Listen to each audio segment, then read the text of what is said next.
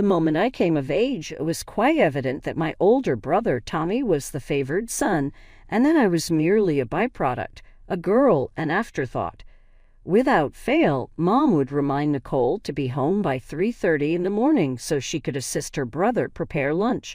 While Tommy was 15, I was 12.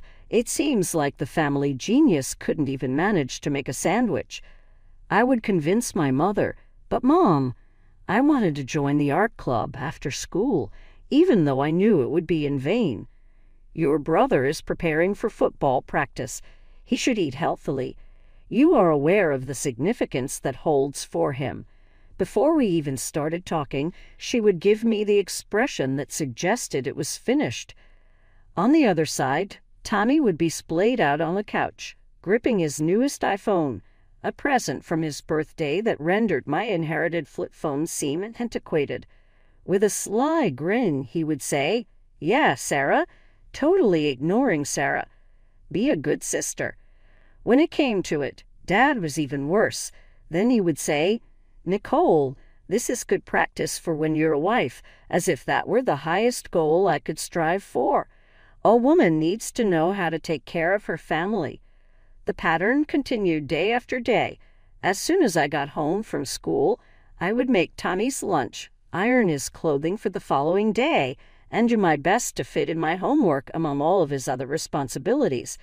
During this time, Tommy would be busy with one of his several extracurricular activities, such as football, debate club, or computer programming lessons.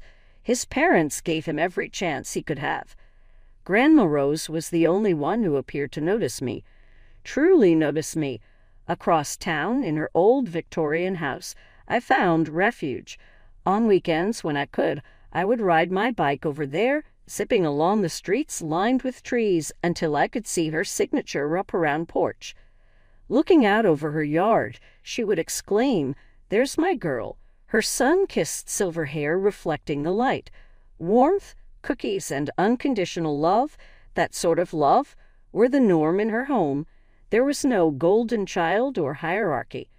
With its squeaky floors, intricately carved wooden banisters, and rooms brimming with intriguing artifacts, Grandma Rose's house seemed straight out of an old film, even though there were a few spots where the wallpaper was peeling and the windows wouldn't open. I adored the room nonetheless. Compared to our spotless suburban abode, it felt more like home. Not the structure per such, but Grandma's hospitality during our stay was what truly set it apart. Every time Tommy and I visited, whether it was for a special occasion or just a weekend, we were treated the same. The same kind embraces, the same thoughtful presents, and the same big cookies. Tommy was driven completely insane by it. The day it finally hit rock bottom is one I will never forget. We were both given new tablets, beautiful ones, but identical, by Grandma for Tommy's 16th birthday. After seeing his, Tommy lost it. Are you kidding me? Angry, he got to his feet. Nicole gets the exact same thing as me on my birthday. Resting peacefully in her vintage recliner, Grandma Rose's hands were crossed in her lap. "Tommy, dear, I love you both equally." "But that's not fair," he exclaimed, his voice nearly raised to a shout. "My parents always get me the best presents. They are well aware that I am deserving of it. It's me who has the future, the grades, and the athletic accomplishments. Nicole is merely a name." Grandma Rose got to her feet before I could utter a word, even though it felt like someone had slapped me. Even though she wasn't particularly tall, she appeared to be towering over the rest of us at that very moment. "Thomas Michael Parker," she whispered with an icy, knife-edged tone, "regardless of where you are not allowed to talk trash about your sister in my home. I refuse to let that happen." After Tommy barged out, Grandma's porcelain teacup collection shook in their cabinet from the force of the door he slammed. I thought that was it, but I was wrong. Grandma dropped by our place the following day without calling beforehand. As I sat on the stairwell, I could hear her conversing with her parents in the living room. You could hear her clearly. "What you're doing as a parent is completely unacceptable. It is imperative that the bias cease." My mom almost argued that we were being fair to both of them. Is that so? Does that describe it? A chill raced down Grandma's spine. Well, if you want my continued financial support for their upbringing, things need to change. What I was hearing was unbelievable. As the night wore on, I eavesdropped on my parents' conversation in bed. It would be disastrous if we were to lose her money. Mom was stressing. We need it for Tommy's college fund, for all his activities. When asked, I know, Dad let out a heavy sigh. We'll have to play along, give Nicole some stuff too, keep your mother happy. Just like that, the world shifted. I was signed up for piano lessons, something I had begged for since I was 10 years old. Within a week, on my nightstand, an iPhone popped up. During supper, my parents began to inquire as to how I was doing. When I went to see Grandma again, she was in the garden, caring for her roses. She smiled knowingly as she raised her eyes to meet mine.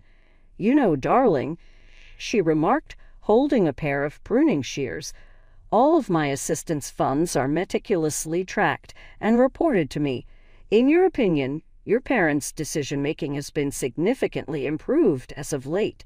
It's an unusual sensation to learn that your parents' affection is conditional. They showed up at my school functions, bought me gifts, and asked me about my day, but it was clear they weren't really interested. When Tommy entered the room, their expressions would still be different. With time, I came to terms with it.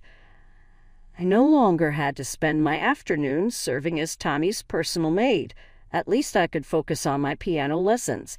Acceptance is sometimes the better option than wishing for a change. It seemed like if Tommy had won the Nobel Prize when he graduated from high school and was accepted to State University, which was 3 hours away. With the help of all their family, Mom and Dad planned a massive celebration in honor of their talented kid. In the corner, Grandma Rose sat, her wise eyes observing everything that was happening. During the first several months, the topic of conversation at family dinners was always Tommy's academic performance at university. His weekly phone calls home were filled with anecdotes about his MBA program, his teachers, and his promising future. In their ecstatic delight, his parents would proudly place him on speakerphone. Next, the letter arrived. While I was a senior in high school, my enraged father barged into the house, threatening to deliver something official-looking as he waved an envelope. Tommy was about to face expulsion since he was on academic probation. His claims of study sessions turned out to be nothing more than excuses to have parties. He was hardly ever in class. A day later, Grandma Rose made her appearance. Her fury was unlike anything I had ever witnessed before. With a steely voice, she warned my dad, "Don't expect me to pay for another college when he gets himself kicked out of this one if you don't get that boy in line. You can bet that no other institution will even consider him given his current GPA." My parents were absolutely terrified that we would end up losing Grandma's money. That very weekend, they made the drive to State University. When Tommy called the next week, his voice was altered. I'm not sure what they said to him. Put down. Once upon a time, Tommy was forced to confront real-life repercussions. Tommy kept his grades up enough to remain enrolled in school, as if by some miracle. He opted to remain in that city after graduating 4 years later and took a job with a local corporation. I was enrolled in City College's business management program, which was conveniently located only 20 minutes away from my house. Even though my parents paid for most of my education expenses, Grandma Rose chipped in as well. Only a phone call to Grandma marked my achievement of being named to the dean's list. After what felt like an eternity, I was finally able to finish my degree with honors. Naturally, Grandma was there, and she was quite proud, even though they devoted the majority of the ceremony to discussing Tommy's performance at work. My parents did show up as well. No longer did it bother me. One of the largest marketing firms in town, Parker and Associates, offered me a position when I graduated. After Grandma Rose died away, it was as if time stood still. I stared at her garden nonstop on the day of her funeral, thinking about who would care for her roses now that she was gone. Her attorney's office hosted the will reading 1 week following the death. Despite his pricey outfit, Tommy, who was flying in from out of state, looked like a little boy playing dress-up. Sitting between us, Mom and Dad continued to play the role of buffer even after all these years. Her 2 grandkids, Nicole and Thomas Parker, are to be divided Mrs. Rose Parker's estate. The lawyer started, his spectacles adjusted.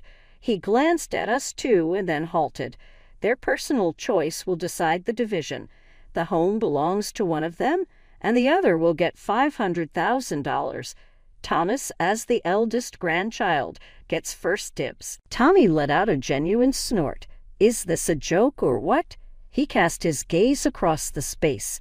Do you honestly think I would desire that run-down old house? Sure, I'll accept the cash. Prepare to be amazed. To prove to everyone that I am capable, I intend to launch my own business. The creaky floors and strange odors of the old lady's house are Nicole's. My chest tightened as I remained still. The dwelling, home of Grandma, my safe haven throughout that time? I responded, I'll take it, in a low but determined voice. The years that followed were a whirlwind of relentless effort. I gave 110% to every assignment and problem I faced while working at Parker and Associates. I was promoted to head of sales within 3 years of leading my team to record-breaking sales. I immediately began remodeling Grandma's house with the bonus money that came with my achievement, while updating the house with new wiring, plumbing, and a modern kitchen that somehow managed to retain its Victorian charm. I meticulously preserved the property's individuality throughout the refurbishment. I took it upon myself to tend to Grandma's garden, absorbing all the knowledge I could find about roses in the process. Upon completion, Mom and Dad paid a visit. As they strolled through the renovated rooms, I noticed their expressions change as they took in the crown molding, hardwood flooring, and gourmet kitchen. I can't believe it. Mom caressed the marble countertop with her fingertips. With a groan, Dad nodded. Tommy should have taken the house. He and his new bride would have been very thrilled with this. It was right there. You can never change some things. By the way, have you received any news from your brother recently? Mom continued, attempting to sound inoffensive. I hadn't, naturally. His wedding was 6 months ago, and none of us were invited. With her family and friends as witnesses, he tied the knot in her hometown. My mom showed me some photos she found on Facebook of Tommy and his new bride, Rebecca, and they were both dressed in fashionable white. Rebecca was ecstatic. While I was tending to Grandma's roses on a Sunday afternoon, the doorbell rang. I carefully dried my hands before going to the door as I didn't think anyone would be there. I was on the verge of letting my gardening gloves slip when I ripped it open. Tommy, who had been posing as an accomplished businessman on social media, stood there, completely unrecognizable. Rebecca, his wife, was standing behind him in the wedding photos. As if she were inspecting my home, she swung around in her luxury clothing and applied an excessive amount of cosmetics. Tommy shot me a pitying expression. Nikki, you and I could have a one-on-one conversation. My home office was once Grandma's study, and we entered it together. After we walked out, Tommy shut the door and looked at me with a desperate expression, one I had never seen before. Squeezing out a barely audible, I need your help, sis, he spoke. A company that's bad. It's going to be disastrous for us. Our residence was forfeited, and caressing his locks, he continued, how about we spend some time here, at least till things improve? Abashed, I remained still. Unless you include the years of demanding lunches and immaculate clothes, Tommy had never asked me for anything before. When he added, please, I finally saw my brother rather than my parents' prized possession, something I hadn't done since we were little. I caught myself saying, all right, but just temporarily. Again, my doorbell rang first thing in the morning. Both parents were so elated that they were nearly jumping up and down. Tommy had us come over the minute he said it. Rebecca was embraced by Mom as she hurried by me. "Ah, how wonderful it is to finally meet you in person. Our hearts are overjoyed." I should have blended in for the following 2 hours. In response to Mom's stern request, I brought out the coffee and listened as Rebecca regaled my parents with tales of her extended relatives, her extensive social circle, and Tommy's astute business acumen. "Just be a good girl and whip up a meal for us," Mom said as I made my way to the kitchen. "Something lovely. Rebecca has a taste for good cuisine." The subsequent weeks were defined by that. Tommy and Rebecca would be relaxing in my living room when I returned from a long day at the office, as if dinner would just materialize. "Are you not going to begin preparing meals?" Rebecca inquired one night while engrossed in her phone. "Our food supply is almost exhausted." I told them. I just worked a 12-hour day as I set down my briefcase. "Why don't you whip up a meal?" Rebecca cocked her head sharply and narrowed her eyes. "Pardon me, you ought to feel thankful that we allowed you to remain here at all. Making decent food is the very least you can do." Perplexed, I looked over at Tommy. Returning to the study, he drew me inside. "Listen," he said with a hint of urgency. "Rebecca believes this is my home. She believes I'm being kind by letting you stay here. She has affluent family roots and is accustomed to a certain way of life. When she learns that I'm nearly bankrupt," he sounded trembling, "she'll abandon me." My brother, who had always had it easy, was now pleading with me to tell his wife a lie, and I couldn't help but stare at him. "All right," I eventually uttered. "She has no idea. But while we're in my house, you too must stop being rude to me. No more pushiness, no more rudeness. What do you think?" "Sure thing." Tommy swiftly nodded. "Nikki, I am grateful." "No kidding." Tommy kept his promise and no longer requested home-cooked meals. My kitchen counter would be a mishmash of takeout containers from the best restaurants in town every time I returned home.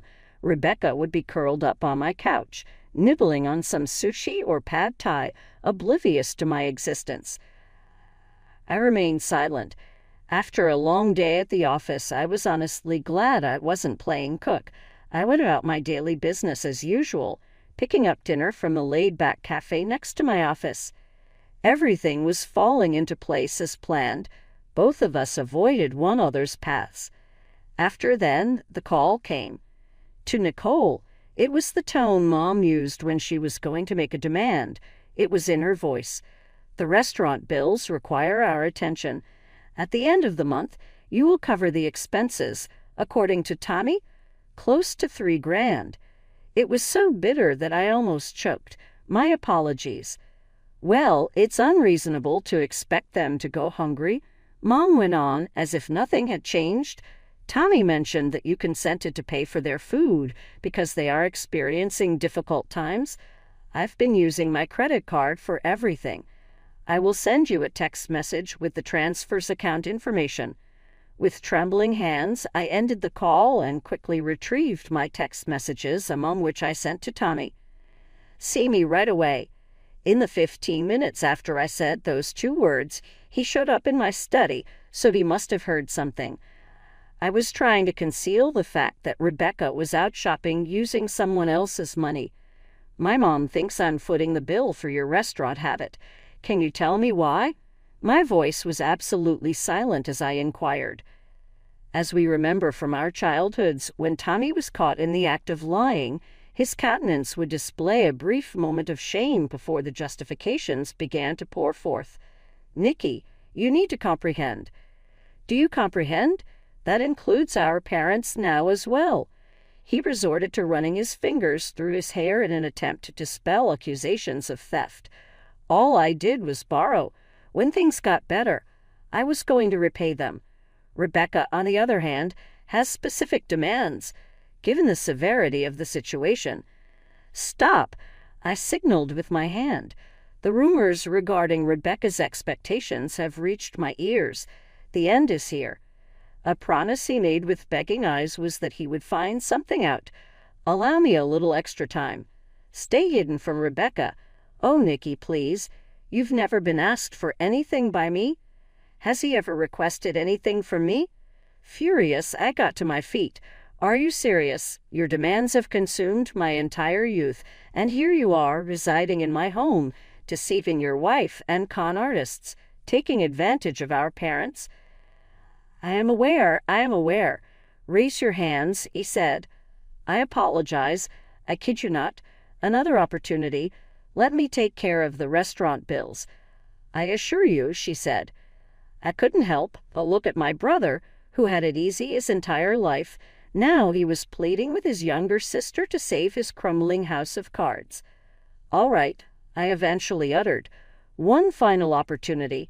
You better believe it, Tommy. I will not be covering any of your food expenses. You must take care of it." In the 2 months that followed, life settled into a dull rut. Every day I would oversee my department at work. When I returned home, my house appeared as though a cyclone had ripped through it. In the evenings, I would devote my time to cleaning up after Tani and Rebecca. They appeared to live in a world of their own, enjoying lavish meals out at restaurants and shopping excursions, whose specifics I would prefer not to divulge. The turning point arrived the following day. In his haste to get to a business meeting, Tommy departed early. With a key sales presentation done up, I arrived home from work earlier than normal, eagerly anticipating a peaceful evening with a glass of wine. Sitting poised on the sofa like a queen preparing to pronounce a royal edict, Rebecca was waiting for me in the living room. She proclaimed, "We need to talk," pointing to the recliner across from her. "Then sit down." I sat down despite my eyebrow being lifted in response to her tone. It would be wise to listen to the topic at hand. "I've been patient," Rebecca started as she examined her neatly painted nails. "You've made everyone feel uneasy with your cocky attitude as you strut around the house. Unfortunately, that's it." I squinted. "My apologies." "Rent will be $2,000 per month going forward. Considering the area, that's completely reasonable." Curiously, she grinned. "Then you'll get back to the chores of cooking and cleaning. Being a renter, you should know better than to let this place be in such an embarrassing state." I felt compelled to do it. My laughter erupted. "No, I'm not joking. I'm laughing until I cry." Something changed on Rebecca's face. "What on earth is so funny?" In an effort to collect myself, I dabbed my eyes. "It appears like there's been a misunderstanding, Rebecca. My darling, I own this house. This is mine to keep. I felt sorry for your husband when he begged at my door, so he is staying with us." Her cheeks turned pale. "You deny it." I leaned back in my chair and said, "Call him. Go for it. Get Tommy to tell you who owns this residence."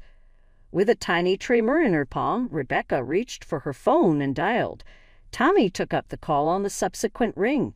"My darling," she said with an edge that could slice through glass, "Nicole is making up a story about who owns the house that is just absurd. Inform her that she is incorrect." A considerable pause was heard from the other side of the phone line. Tommy's voice crackled through the speaker, speaking as if she were telling the truth. "It belongs to her. That was her bequest from Grandma in the will. Instead, I decided to use the money to launch a business, which ultimately failed. It's a money problem. I've been attempting to figure out how to inform you." In her haste to stand up, Rebecca accidentally knocked over her water glass. As she stumped her feet and banged on drawer and closet doors, I witnessed her wrath as she stormed upstairs. Her fancy luggage were dragged down my stairs within 20 minutes. She silently departed as the sound of the front door slamming resounded throughout the home, evoking images of a gunshot. I was sipping my coffee in quiet contemplation the morning after Rebecca departed when Tommy swung open the front door.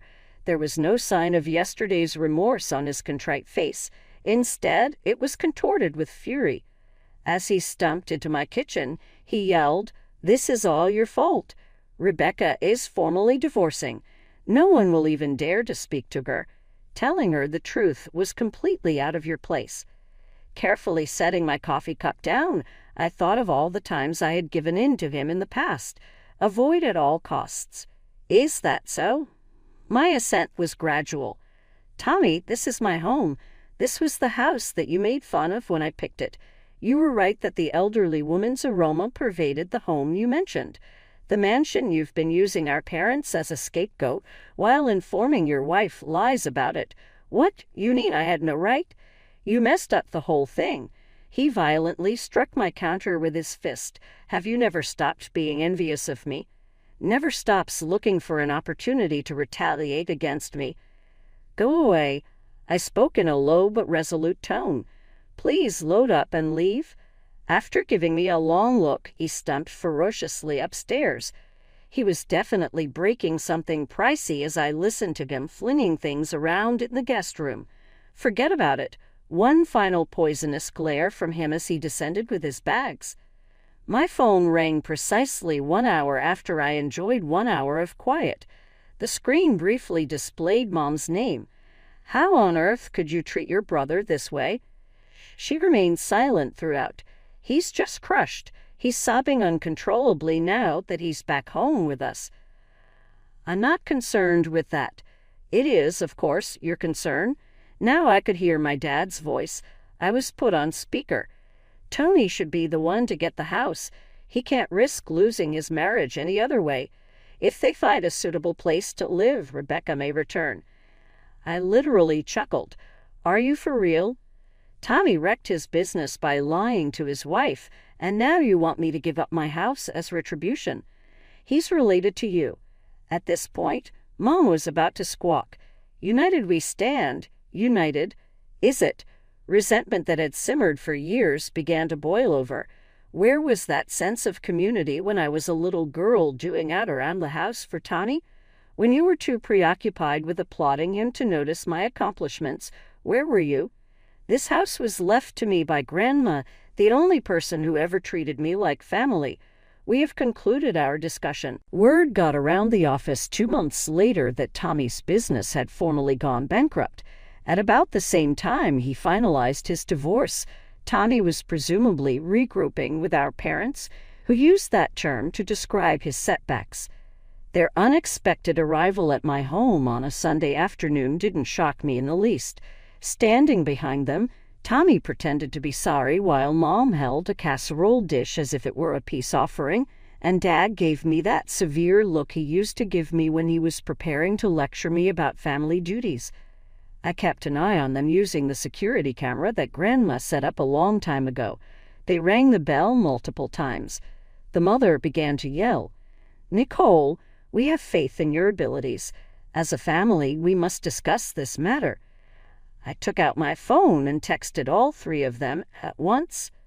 "Kindly depart. Leave immediately. Before I report you to the authorities, this is your final warning." Before they finally left, Mom left a casserole on my porch along with a note regarding family duties and forgiveness. I gave the casserole to the local shelter for those experiencing homelessness. Right now, everything is calm in my life. I take care of Grandma's roses, which are more fragrant and gorgeous than before. After being promoted to executive vice president just last month, my career is taking off. Thanks to Grandma, I'm feeling great.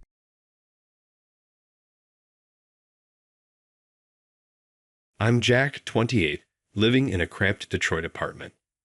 Life was finally looking up. I just landed my dream job at a top-tier tech company. I was on cloud 9, thinking everything was falling into place. Then, out of the blue, I get this call that turns my world upside down. "Jack, it's about your parents." My aunt's voice trembles on the other end. "They're both really sick. It's bad." Everything stops. I rush to their house, and it's a nightmare. Mom can barely lift a glass of water, and Dad's struggling just to make it to the bathroom. As I stand there, it hits me. I have to step up. But what about my job? My future? I call my brother, Henry, thinking surely he'll step in. "Hey, Henry, it's Jack. Have you heard about Mom and Dad?" "Yeah, tough break," he says, sounding distracted. "I've got a meeting in 5. Can we talk later?" "Henry, They need round-the-clock care. I'm thinking of taking a leave from work. Whoa, slow down there, hero, he cuts in. I've got my own family to deal with. I'm swamped here in lay. I'm floored. So, that's it? You're not going to help at all? Look, I'm sure you've got it covered. Gotta run. And just like that, he's gone, leaving me staring at my phone, feeling sucker punched. As I settle into this new role as a caregiver, memories of growing up hit me hard. Mom and Dad worked their fingers to the bone just to keep us afloat. Dad pulled double shifts to buy us school supplies, while Mom patched up old clothes to make them last another year. Henry was always Henry. I remember one Christmas when I was about 10. Our parents had managed to get us each one decent gift. I got a science kit I'd been dreaming of, and Henry got the latest video game console. You'd think he'd be thrilled, but no. This isn't even the pro version, he whined. Jimmy's parents got him the pro. I can still see the hurt in Mom's eyes. Dad just sighed and said, "Maybe next year, son." Now, as I watch my parents struggle with even the simplest tasks, those memories sting even more. I'm putting my entire life on hold, while Henry's living it up in lay. "Jack, sweetie," Mom calls weekly from her bedroom. "Can you help me with my pills?" "Coming, Mom," I holler back, shoving thoughts of Henry aside. I have more important things to focus on. My parents need me, and I'll be damned if I let them down like Henry has. As I help Mom with her medication, I wonder, how did I end up as the sole caregiver while Henry gets to live his best life? But then I see Mom's grateful smile, and I know I'm doing the right thing. It's going to be tough, but I'm in this for the long haul. Henry may have forgotten what family means, but I sure as hell haven't. 2 years in, my life's become a never-ending loop of doctor visits and pill organizers. I'm working part-time at Joe's corner store just to keep the lights on. My savings? Gone. That promising career? Feels like a distant dream now. "Jack, your shift starts in 20. Joe calls out as I rush in, still in yesterday's wrinkled clothes. "Sorry, Joe. Dad had a rough night. I'll be ready in 5. I'm stocking shelves when my phone buzzes. Another reminder to call Henry. I've lost count of how many times I've reached out, begging for help. "Henry, it's Jack. Look, I know you're busy, but—" "Jack, now's not a good time," he interrupts. "We're renovating the kitchen. You wouldn't believe how much custom cabinetry costs these days." I bite my tongue. "Mom and Dad have been asking about you. Maybe you could visit, or at least give them a quick call." "Sorry, bro. Big deal coming up at work. I gotta focus. Maybe next month." Click. It's always next month, always an excuse.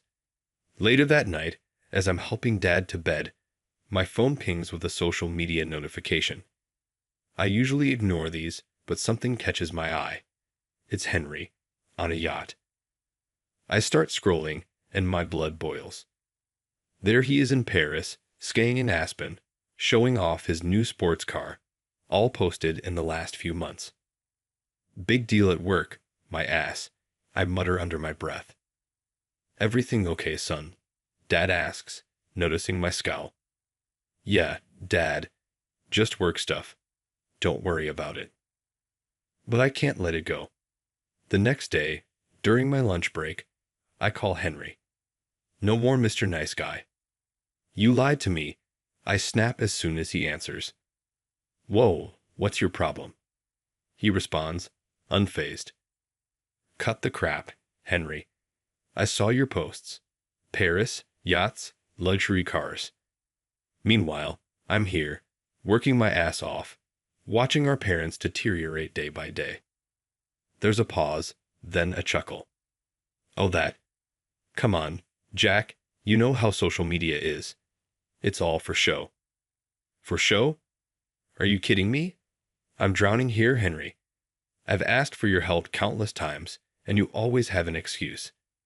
Meanwhile, you're living it up like some big shot." Look, he says, his voice turning cold. I've worked hard for what I have.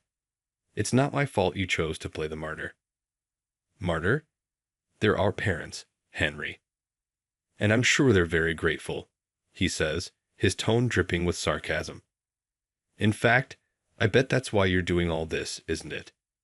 Trying to secure your place in the will. I'm stunned, speechless. How dare he? That's what I thought, he continues.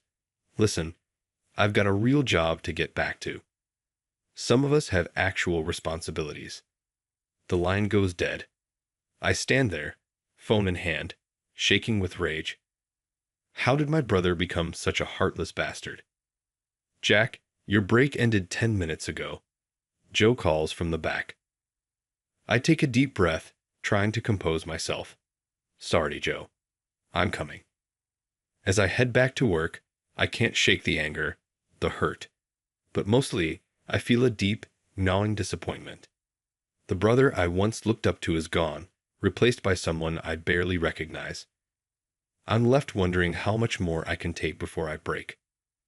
Another year crawls by, and I watch helplessly as Mom and Dad slip away. Dad's the worst off, confined to his bed, his once strong voice now barely a whisper. Jack, he calls out one evening, his breath labored. We need to talk.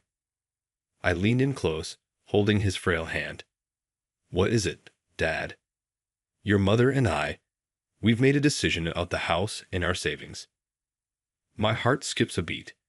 I've never cared about their money, but after everything. What do you mean? We're leaving it all to Henry, he says, eyes searching mine for understanding. The room spins. But Dad, I don't understand.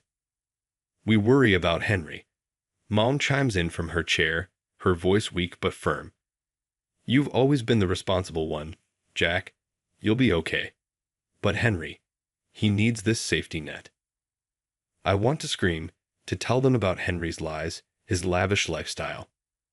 But looking at Dad's sunken face, the words die in my throat. I understand. I manage to choke out. Dad squeezes my hand weakly, smiling. You're a good son, Jack. Weeks later, Dad's gone. I throw myself into caring for Mom, pushing down the hurt and betrayal. But she fades fast, following Dad just months later. The day of Mom's funeral arrives, and I'm standing by her grave, emotionally and physically drained, when I hear a familiar voice. Well, if it isn't the prodigal son. I turn to see Henry, looking completely out of place in his designer suit. You actually showed up, I say, too tired to hide my bitterness. Had to make sure everything was in order, he replies, glancing around. Speaking of which, the house is a mess. Didn't you take care of anything while you were playing nurse? I clench my fists, anger rising. I was a little busy keeping our parents alive, Henry. He shrugs. Well, no need to worry about that anymore. I'm selling the place. I already have a few interested buyers. Selling? But Henry, that's our childhood home. It's all we have left of them. Correction, he says coldly. It's all I have left of them. Or did you forget about the will? The casual cruelty in his voice stuns me. So that's it. You're just going to erase everything. Our memories, our history. Oh, spare me the sentimental crap, Henry scoffs. It's just a house. And frankly, I could use the cash. My portfolio took a hit last quarter. I stare at him, this stranger wearing my brother's face. What happened to you, Henry? When did you become this? He straightens his tie, looking annoyed. I grew up, Jack. Maybe you should try it sometime. Now, if you'll excuse me, I have a flight to catch. I expect the house cleared out by the end of the month. As he turns to leave, I call out, desperation seeping into my voice. They loved you, you know. Right until the end, they worried about you. For a moment, he pauses. I think I see a flicker of something, regret, shame, but then it's gone, replaced by his usual smirk. Lucky me, he says, not bothering to look back as he walks away. I'm left standing there, surrounded by fresh graves and wilting flowers, feeling utterly lost. 3 years of my life, countless sacrifices, all for this. No job, no savings, and now, no home. As the reality of my situation sinks in, a mix of emotions I've never felt before hits me.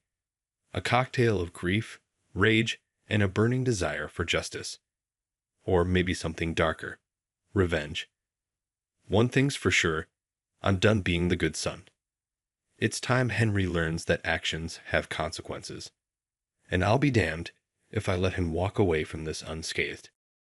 So, there I am, mid-30s, no job, no home, crashing on my buddy Dave's couch. Every morning, I'm firing off job applications like my life depends on it.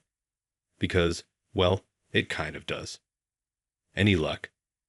Dave asks one morning, finding me hunched over my laptop. Not yet, but I'm not giving up, I reply, hitting send on another application.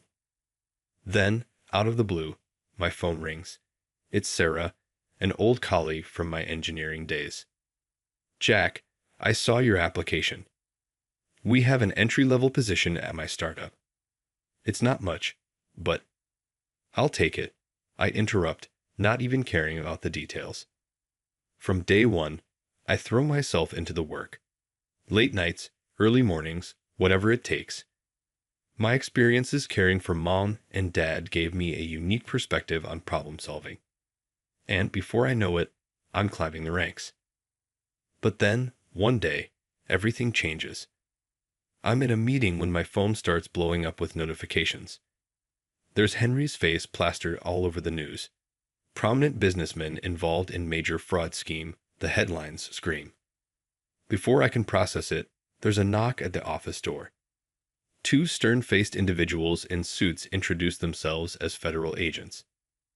Mr. Johnson, we need to ask you some questions about your brother Henry. For a split second, I consider covering for him. He's still my brother after all. But then I remember everything. The lies, the neglect, the betrayal. What do you want to know? I ask, my voice steady. I tell them everything. Henry's neglect of our parents, his lies about his financial situation, his lavish spending while I struggled. It feels like a weight lifting off my chest. Weeks later, I watch on TV as Henry is led away in handcuffs, charged with multiple counts of fraud. His assets are frozen, his reputation in tatters. I hear through the grapevine that his wife's left him, taking the kids. Just when I think it's all over, I get a call from Mrs. Rodriguez, our old neighbor. Jack, your mother, she left something for you, a safety deposit box. She changed her will at the last minute. Inside the box, I find a letter and Mom's old locket, the one she always said was just worthless costume jewelry. My dear Jack, the letter reads, if you're reading this, I'm gone. I know we hurt you by leaving everything to Henry, but I couldn't let you walk away empty-handed. This locket, it's been in our family for generations. It's worth more than you know. Use it wisely, and know that we always saw your sacrifice. We love you. Fast forward a few months, and I'm standing on a stage at a charity gala. My company's latest project, an ad-driven elderly care system, is being unveiled. This technology, I say into the microphone, is dedicated to every child who's ever cared for a parent, to every family struggling to provide dignity in their loved one's final years. As I scan the audience, my eyes land on a familiar face. Henry, out on bail, looking like he's aged a decade. Our eyes meet for a moment, but I don't linger. Instead, I turn back to the audience, to the future I'm building with integrity, innovation, and compassion. The applause washes over me as I step off the stage. For the first time in years, I feel like I'm exactly where I'm supposed to be. Henry, the betrayal, the struggles, they are all part of my past now. And me? I'm focused on the bright future ahead. Sometimes, justice has a way of serving itself. Now, I've got a question for you. If you were in Jack's shoes, Would you have told the authorities everything about Henry's past behavior, or would you have protected your brother despite his betrayal? Think about it. Family loyalty versus doing what's right. Where do you draw the line? Drop your thoughts in the comments below.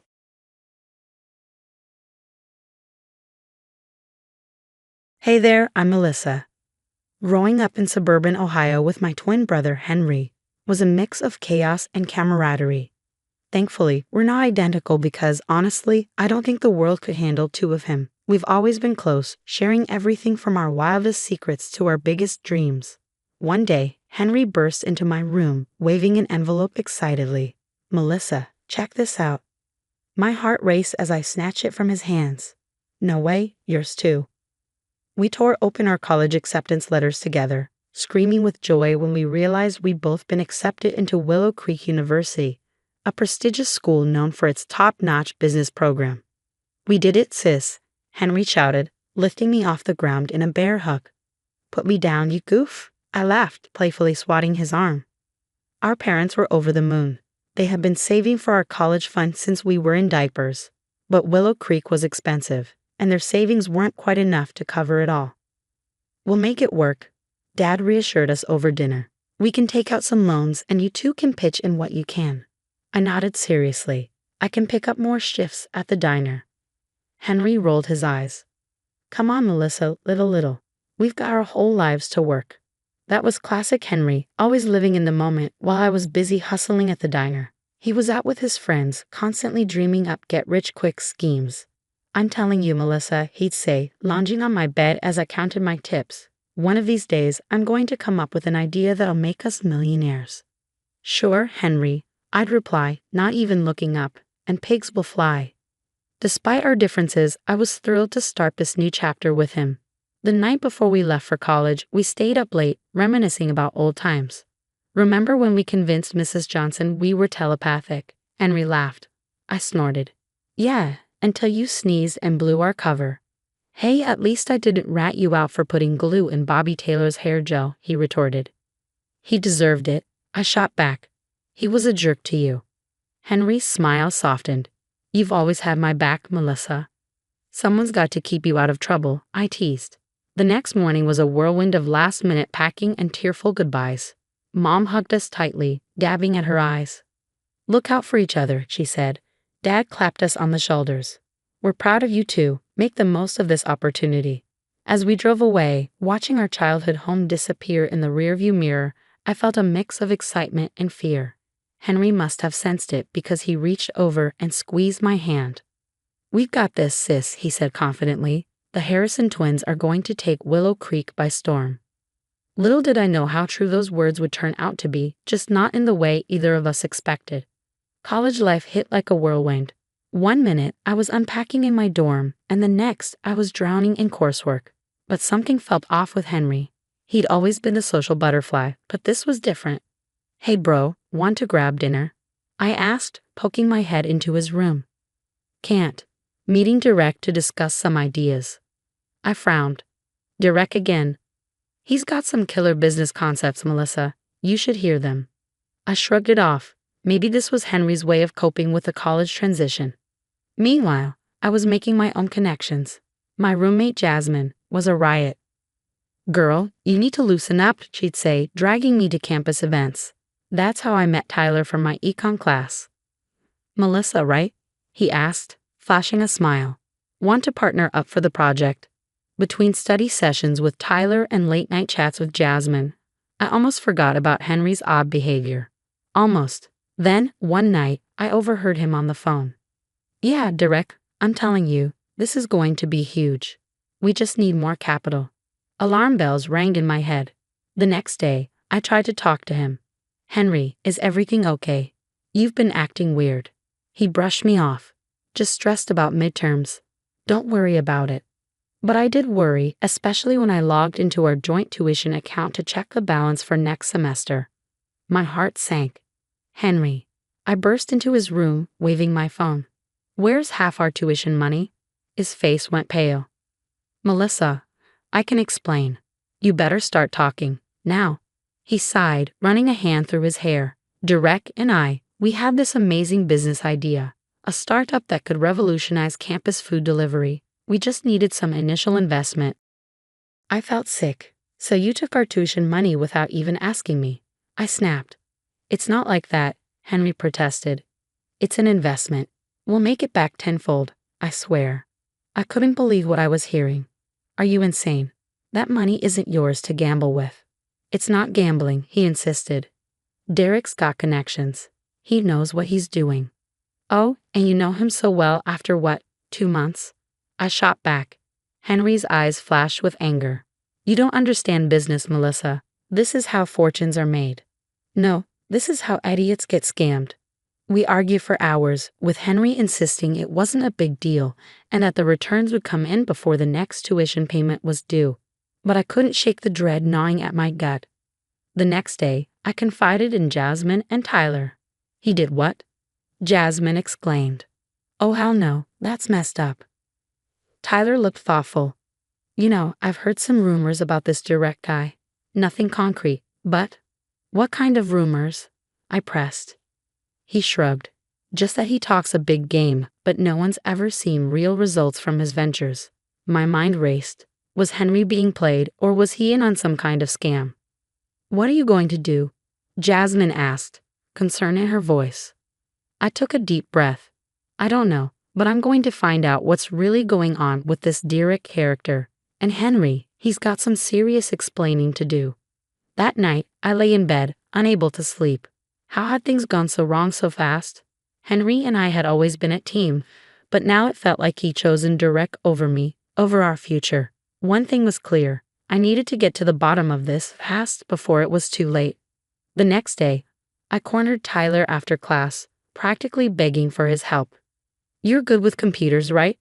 Think you can dig up some dirt on Derek? Tyler's eyes lit up. Challenge accepted. Give me a day or two. Meanwhile, Jasmine was all in. My uncle works in financial crimes. I'll see what he can find out. We set up camp in my dorm room, papers, laptops, and energy drinks scattered everywhere. It was like a scene out of a crime show, minus the cool sound effects. Look at this, Tyler said, pointing at his screen. Derek's been involved in at least 3 failed startups in the last 2 years. Jasmine chimed in. And my uncle says there's a pattern of complaints about unpaid debts. The deeper we dug, the worse it got. Fake business documents, empty promises, the works. Derek was a walking, talking scam machine. When I confronted Henry, he went full denial mode. You're just jealous, he snapped. Derek's a visionary. You don't understand his methods. Methods? I scoffed. Is that what we're calling fraud now?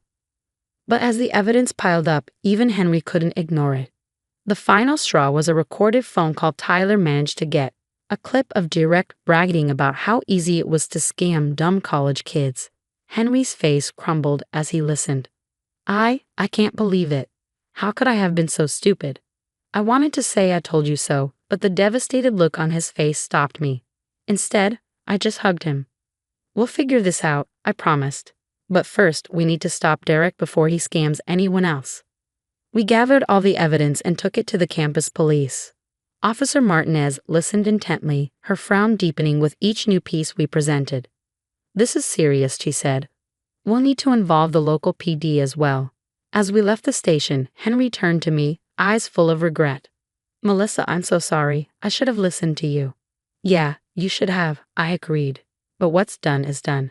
Now we need to focus on getting our money back. That night, we brainstormed with Tyler and Jasmine, trying to figure out a way to trap Derek and recover our funds. What if we set up a sting? Jasmine suggested. Pretend we've got more money to invest. Tyler nodded enthusiastically. I could create some fake bank statements to make it look legit. It was risky, but what choice did we have? We coordinated with Officer Martinez, setting everything up for the next day. I barely slept that night, my mind racing with what ifs. What if Derek saw through our plan? What if we couldn't get the money back? The next morning, Henry and I met Derek at a crowded campus coffee shop. We were wired up, both with hidden mix and sheer nerves. As we sat down, Derek flashed his usual charming grin. So you got more to invest? He asked, eyes gleaming with anticipation. Henry nodded, sliding over the fake bank statements. Yeah, we managed to get a loan from our parents. We're all in.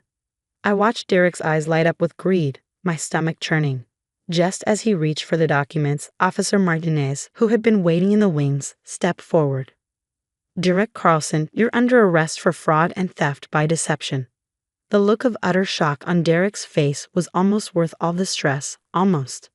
As the officers cuffed him and led him away, Henry turned to me looking lost. What now? He asked, his voice barely above a whisper. I sighed, the weight of everything we'd been through pressing down on me. Now we pick up the pieces, and maybe learn to trust each other again. The days following Derek's arrest were a blur. We spent hours at the police station, giving statements and recounting every interaction we'd had with him. As it turned out, we weren't his only victims, not by a long shot. You two did good, Detective Johnson told us one afternoon. Thanks to your evidence, we've linked Direct to at least a dozen other scams across 3 states. It was a small comfort, but it didn't solve our immediate problem. We were still short on tuition, and the next payment deadline was looming.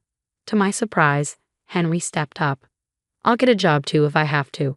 I'll make this right, Melissa. I wanted to believe him, but trust was hard to come by these days. Actions speak louder than words, and Henry knew that. True to his promise, he started working at the campus bookstore and picked up weekend shifts at a local restaurant. Meanwhile, I threw myself into my studies, spending late nights in the library.